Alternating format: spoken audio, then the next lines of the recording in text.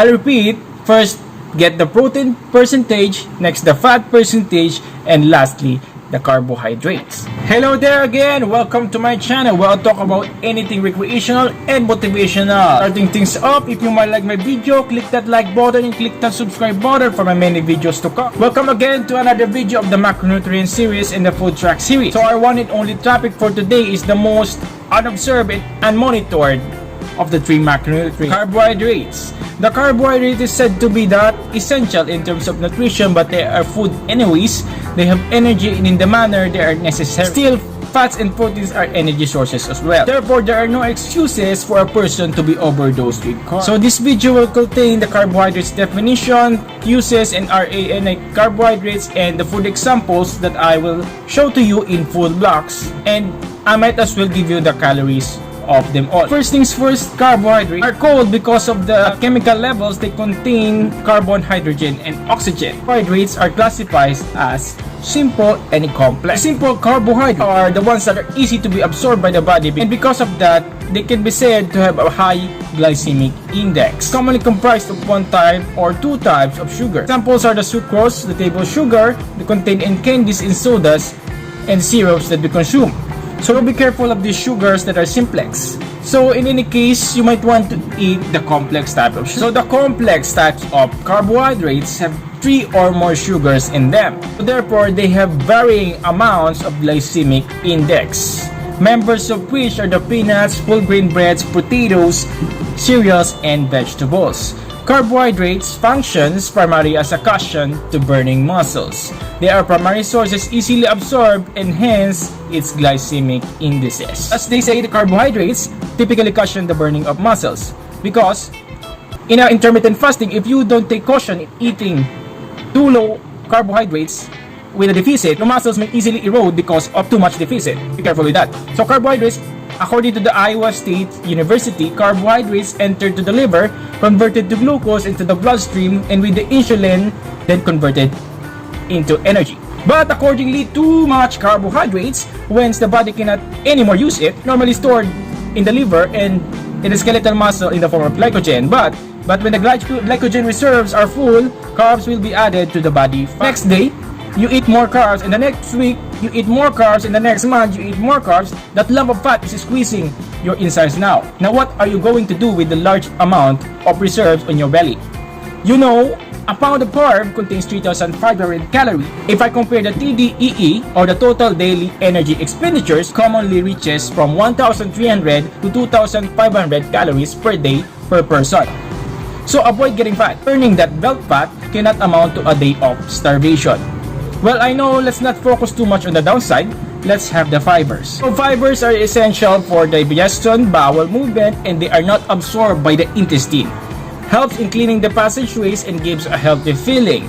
That is why whenever we want to compute the calories in the food blocks, we need to decrease the carbohydrates with the amount of fiber because fiber cannot readily be digested. If you want to diet and you want to consume carbs, you may want to check that this food has a lot of fiber in it. There again, there is what we call as the bad carb and the good carb. Just have that in mind from now on. Good carbs are the complex ones, and the bad carbs are the simplex ones. The best thing I can say about carbs is that they are good in the sense that some, like fruits and vegetables, carry the micronutrients we need, such as vitamins and minerals. The other ones, no. Bad carbs. And definition here is the RANI. According to the 2018 acceptable macronutrient distribution for 19 to 29 years of age, the carbohydrate ranges from 55 to 75%. Well, they note also that this would only be after you had your protein and fat designated in your diet. So not to be rude, but this percentage is a lot really. It's a reminder in making your diet, never prioritize the carbohydrate. Make sure that the protein will be exacted first on your percentage because the proteins are the hardest to utilize in foods. Then have the fats designation second ready as per your diet. May it be balanced once or zone block, keto, intermittent, and so on. What is left of the calories that you assign after the protein and the fats, this will be the carbs percentage in your diet. So I'll repeat, first get the protein percentage, next the fat percentage, and lastly the carbohydrate. Okay, let's have samples of the food blocks and the carbohydrate dominating foods in weights of 200 for comparison. So here it is. Table up the white rice. The long grain ones have 200 grams, a protein of 1, carbs of 6, and fats of 0. So medium grain, 1 protein, 6 of carbs, and 0 of fat. Rice flour, 2 protein, carbs of 16, and fats of 1. Brown rice, we have 1 of protein, 5 of carbs, and fat of 1. Brown rice, 1 of protein, carbs of 4, fats of 0. Apple, have a carb of 2. Papaya has a carb of 2. Skyflakes has 3 blocks of protein, 13 blocks of carbs, and fats 11 blocks. Oats, we have 5 blocks of protein, carbs of 11, fats of 5. Banana has 4 of carbs. Milo has 3 of protein, 13 of carbs, and 7 blocks of fat. Bear Brand, the milk powder drink, we have protein of 4, carbs of 11, fats of 13.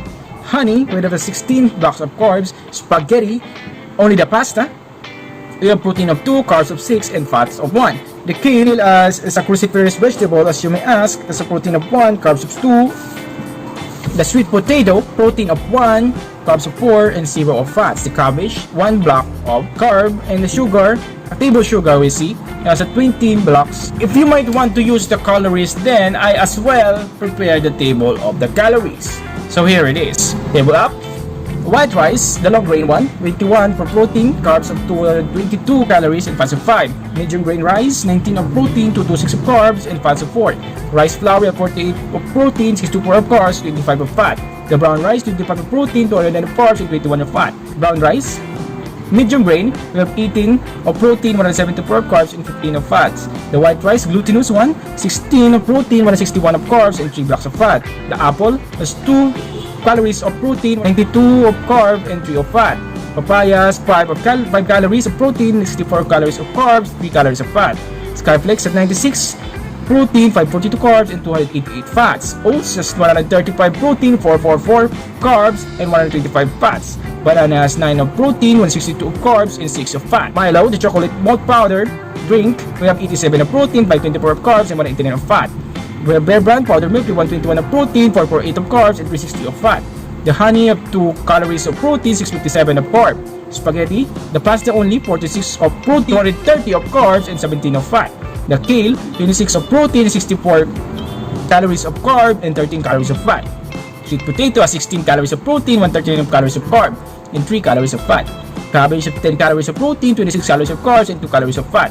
The sugar has 400 calories of carbs and 1 calorie of fat. There you have it, guys. Those are my table. You might want to ask me, what is my favorite carb of all of them? So basically, I don't want to eat as much sugar as I want to, and I want to focus on the grains. So my favorite one is the oats. As you can see, on a 200 grams basis, all of them, maybe oats has the most amount of blocks. But then again, it has the high amount of protein to boot. So therefore, if you may eat these oats, you might want to have only 30 to 40 grams on a meal, because you may eat the carbs, but you may not sacrifice the protein as well. Well, that's all for the example, guys. Quite a lot, but you might know what to expect when you want to make your diet. Use the block method to compare the contents. It is quite easy with the blocks as basis. So there is my video, guys. Tune in for the next video. So make your diet, make yourself, enjoy your day, guys. Eat better, track better, be better. Thank you.